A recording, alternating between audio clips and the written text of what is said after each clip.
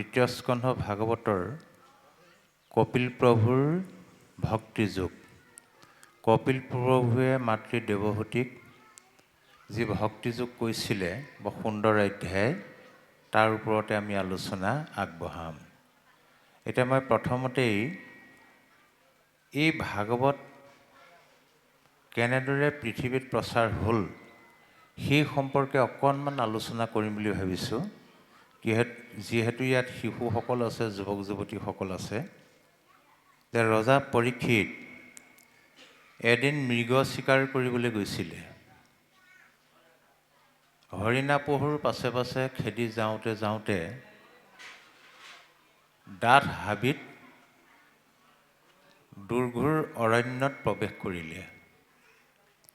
এইদৰে যাওঁতে যাওঁতে তেওঁ পিয়াহত অণ্ঠকণ্ঠ শুকাই গ'ল। খুব পিয়াহ লাগিলে। পানী বিচাৰি গৈ গৈ শৰ্মিক মুনিৰ আশ্ৰম পালেগৈ।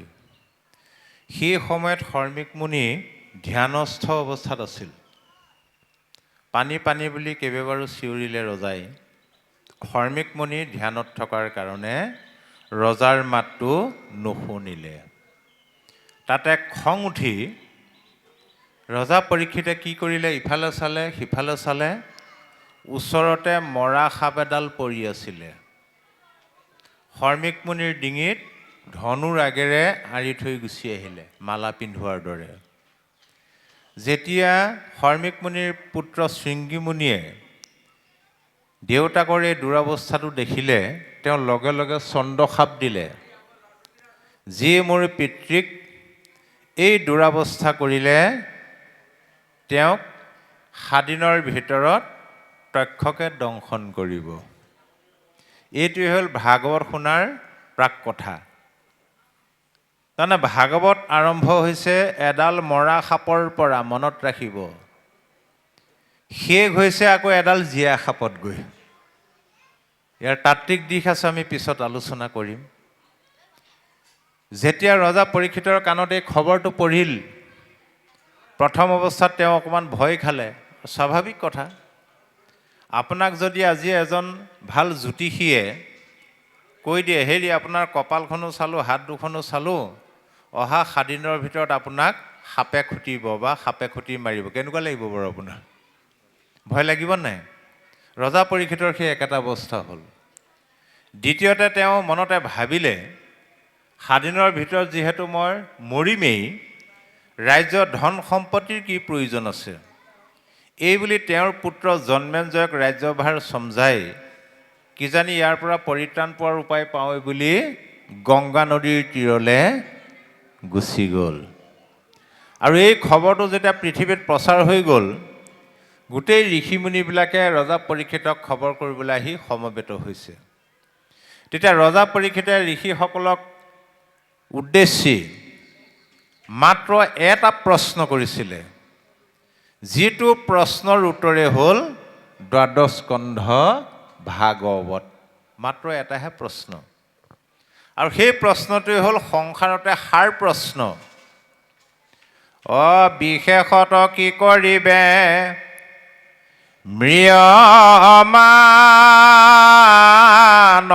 লোকে, ভীম ঋষি কহিওক মুত ঋষি লোকে। হে মহান ঋষিসকল, মোৰ দৰে যিসকল মৃত্যুমুখী লোক, সেইসকলে প্ৰকৃততে কি কৰা উচিত, অৰ্থাৎ মই এতিয়া কি কৰা উচিত? তেতিয়া ঋষিমুনিবিলাকে তেওঁলোকৰ নিজা নিজৰ মতবিলাক আগবঢ়ালে।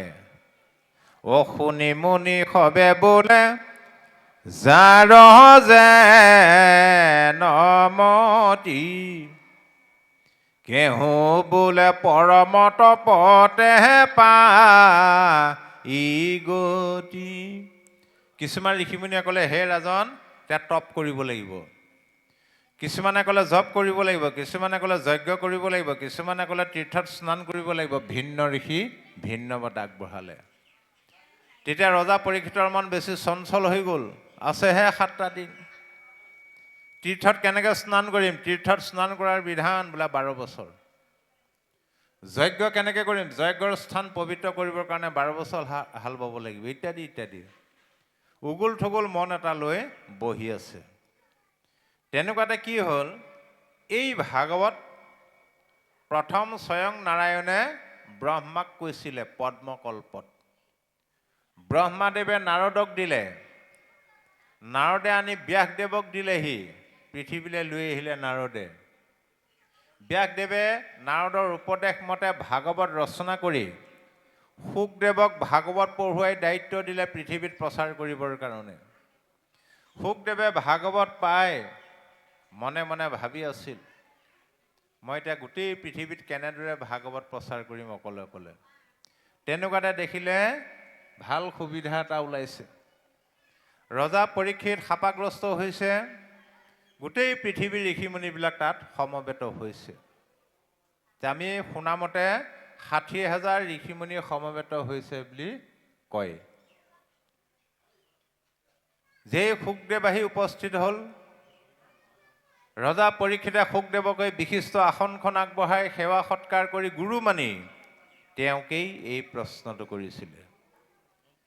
তেতিয়া শুকদেৱে কেওহাইহে ক'লে, হে ৰাজন, এতিয়া কলিযুগ, কলিযুগত ভাগৱত ধৰ্মৰ বাদে আন ধৰ্ম কৰ্মই তোমাক গতি দিব নোৱাৰে। মই কৈ যাম, তুমি শুনি গ'লে হ'ল। মাত্ৰ ভাগৱত কৈ শেষ নোহোৱা পৰ্যন্ত জলৰ বাদে আন একো আহাৰ তুমি গ্ৰহণ কৰিব নোৱাৰিবা। ভাগৱত কৈ শেষ নোহোৱা পৰ্যন্ত তোমাৰ মনটো ভাগৱতৰ বাদে আনলৈ নিব নোৱাৰিব। সেইকাৰণে সাৱধান মনে শুনিব লাগে। ভাগৱত শুনি থকা অৱস্থাত যদি কেনেবাকৈ মনটো গৈ আছে ঘৰলৈ, বোলে বৰষুণ দিব, এতিয়া কাপোৰ সোপা মেলি থৈ আহিলোঁ, গুচি যোৱাই ভাল, ইয়াত থাকি লাভ নাই। একান্ত মনে শুনিব লাগিব, তেতিয়াহে লাভ হ'ব। আৰু এই ভাগৱত গ্ৰন্থ বিপৰীত গ্ৰন্থ, আন গ্ৰন্থৰ লগত নিমিলে। সেইকাৰণে এতিয়া কপিল প্ৰভুৱে মাতৃ দেৱহূতিক কৈছে, মূৰ গুণ গণক শ্ৰৱণে তেতিক্ষণ, নিষ্কামে মুহূৰ্ত যায় নিমজয় মন। মনটো আমাৰ সকামী, প্ৰাৰ্থনা কৰিলেও সেৱা ধৰিলেও কিবা এটা আশাতহে কৰে, নহয়নে বাৰু? আশা ভৰসা কৰিব নালাগিব। বিপৰীত গ্ৰন্থ বুলি কিয় ক'লে ভাগৱতক? আন গ্ৰন্থত, আন ধৰ্ম কৰ্মত ঈশ্বৰক সদায় বিচাৰে, প্ৰভু দিয়া দিয়া, মোক দিয়ে থাকা। কি লাগিব বোলে? ধনং দেহি, লক্ষ্মী পূজা, বিদ্যাং দেহি, সৰস্বতী পূজা, সুখং দেহি, শিৱ পূজা, মনোৰমা ভাৰ্যাং দেহি, ইত্যাদি ইত্যাদি। প্ৰভু দি থাকা দি থাকা দি থাকা। কিন্তু ভাগৱত গ্ৰন্থই কি ক'লে? হে প্ৰভু, এটা কথা মনত ৰাখিবা, মোক কিন্তু একো নালাগে। শিৱই ভগৱন্ত কৃষ্ণদেৱক যেতিয়া স্তুতি কৰিছিলে, স্তুতি কৰি কৈছিলে, হে প্ৰভু, মোক সাংসাৰিক সুখ ভোগ ধন পইচা পাতি মাটি বাৰী ঐশ্বৰ্য বিভূতি মোক একো নালাগে। মোক মাত্ৰ তোমাৰ চৰণত ভক্তি দিয়া আৰু মোক ভকতৰ সংগ দিয়া। অনমাগো সুখ ভোগ নলাগে মুকুতি, তোমাৰ চৰণে মাত্ৰ থাকো ভকতি। সজ্জনৰ সংগ নগো চুক সৰ্বক্ষণে, এতে ক প্ৰসাদ মাগো তোমাৰ চৰণে। প্ৰথম স্কন্ধ ভাগৱতত ওলাই গৈছে, ভগৱন্ত কৃষ্ণদেৱে যেতিয়া কুন্তীক বৰ দিবলৈ ইচ্ছা কৰিছিলে, কুন্তীয়ে কৈছিলে, বোপা কৃষ্ণ, এই বৃদ্ধ বয়সতনো মোৰ কিহৰ বৰৰ প্ৰয়োজন? একো নালাগে। যদি তোমাৰ বৰ দিবলৈ একান্ত ইচ্ছা, মোক মাত্ৰ দুটা বৰ দিলেই হ'ব। বোলে প্ৰথমটো বৰ, সংসাৰত যিমান আপদ আছে বিপদ আছে মোকেই দি থৈ যোৱা। অ সেহি সেহি আপদ আমাৰ ভীমত, তোমাক দেখিবে পাওঁ যিটো আপদ কিয়নো বিপদ বিঘিনি কিয় বিচাৰিলে কুন্তীয়ে? যিমানে বিপদ বিঘিনি আহিব সিমানে বোলে মোৰ তোমালৈ মনত পৰি থাকিব। হয়ো হয়। এতিয়া বাৰু ভূমিকম্প এটা আহকচোন বাৰু, সকলোৱে কৃষ্ণ কৃষ্ণ বুলি চিঞৰ নামাৰিবনে? সেইকাৰণে বিপদ বিঘিনি আহি থাকিব লাগে, ভাল। কিন্তু কুন্তীয়ে বিপদ বিঘিনি বিচাৰিলে। এতিয়া বৰ্তমানৰ আই মাতৃসকলে কি বিচাৰিব বাৰু? গধূলি ঘৰলৈ গৈ আছে, বাটতে কৃষ্ণ ওলাই সুধিলে যে আই মাতৃসকল, তোমালোকে মোক ভক্তি কৰি আহিছা, পৰম সন্তুষ্ট হৈছোঁ, কি বৰ লাগে কোৱা। কি বিচাৰিব আপুনি? প্ৰথম বয়সস্থ আইসকলে ক'ব মোক ধুনীয়া গাভৰু ছোৱালী বনাই দিয়া, প্ৰথম বৰ সেইটো ল'ব। তাৰপিছত অভাৱ অনাটনৰ কথা ক'লে, কৈ শেষ আৰু ভগৱন্ত কৃষ্ণ হ'ব বাৰু বুলি যাবলৈ ওলাওঁতে আকৌ মাতিব পিছফালৰ পৰা। আকৌ কি হ'ল বোলে, নাতি পোৱালিটোৰ কথা ক'বলৈ থাকিলোৱে, তাকো কিবা এটা দি থৈ যোৱা। আমি সকামী, সেইকাৰণে ভাগৱতে আমাক ক্ৰিয়া কৰা নাই। আজি দেৱব্ৰত শইকীয়াই যদি ঘোষণা কৰিলেহেঁতেন, ইলেকশ্যন আহি আছে নহয়, বোলে ওপৰ নাজিৰা আমুক নামঘৰত পুৱা 10 বজাৰ পৰা সকলোকে চেক বিতৰণ কৰা হ'ব, ইয়াত 5টাৰ পৰা মানুহ নধৰা হৈ থাকিম, ব্যাখ্যাকে আহিব নাপালোহেঁতেন, হয় নহয়? কিন্তু অমৃত খাবলৈ আমাৰ সময় নাই, কাৰণ ইয়াৰ প্ৰতি আমাৰ স্পৃহা নাই। স্পৃহা লাগিব ভক্তিৰ প্ৰতি। তাৰপিছত দ্বিতীয়টো বাৰ, হে কৃষ্ণ, মই যিমান বিপদত পৰিলেও মোৰ মনটোৱে তোমাৰ দুখানি চৰণ এৰি যাতে অন্য দেৱ দেৱতালৈ ধাৱবান নহয়। ঐ আন দেৱ ধৰ্ম ক নযাও ক মোৰ মতি, সদায় থাকো ক মাত্ৰ তোমাত ভকতি। আন দেৱ ধৰ্ম ক নযাও ক মূৰমতি, তোমাৰ চৰণে হওক নিৰন্তৰে ৰতি। যেনেদৰে গংগা নদী সাগৰৰ অভিমুখে বৈ যাওঁতে সেই গংগাক বিভিন্ন জাজিয়ে বাধা দিয়ে, সেই জাজিৰ বাধা অতিক্ৰম কৰি যেনেদৰে গংগা নদী সাগৰত পৰেগৈ, যেন জাজি গংগা ক নিৰোধ কৰে যদি, তথাপিতো সাগৰত পৰে দেৱ নদী। এৰাম সেইদৰে বিঘ্নিকো নগনি মোৰ মন, সদায় স্মৰোক মাত্ৰ তোমাৰ চৰণ।